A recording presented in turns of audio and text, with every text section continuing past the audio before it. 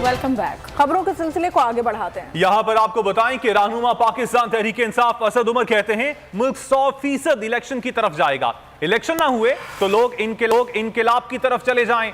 लाहौर में press conference में उन्होंने कहा कि आने वाला हफ्ता पाकिस्तान की तारीख में अहम मोड़ साबित होगा। हुकूमत के जुल्म और जबर की कोई मिसाल नहीं मिलती। इमरान खान अदालत जाते हैं, इनके घर पर हमला किया जाता है। अजहर मशवानी को अगवा हुए 3 दिन हो गए।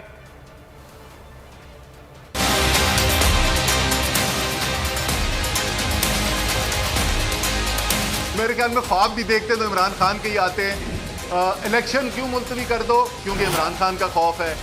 मीनारे पाकिस्तान में लोगों को आने से किस लिए रोक दो कंटेनर लगा के? क्योंकि इमरान खान का खौफ है। गिरफ्तारियां सारे पंजाब में क्यों कर लो? क्योंकि इमरान खान का खौफ है। पाकिस्तान की तारीख की बदतरीन महंगाई इन्होंने उतार दी और ये बात वो अच्छी तरीके से समझते हैं, इसीलिए वो इलेक्शनों से भाग रहे हैं। उनको पता है अवाम ने उनके साथ क्या करना है। अगर वाकई में ये इमरान खान की वजह से किया होता ये आज इलेक्शन करा देते। जहां पर एक आम शहरी के बुनियादी हुकूक की कोई हिफाजत है, मिडिल क्लास का पढ़ा लिखा नौजवान अजहर मशवानी जो है उसको उसके बुनियादी हुकूक सल्ब कर लिए जाएं सारे पाकिस्तान के देखते देखते। शाहिद हुसैन ओवरसीज़ पाकिस्तानी उसको उठा के ले जाएं, यही ना पता चले कि उसने उसके ऊपर इल्ज़ाम क्या है, किसने उठाया है उसको।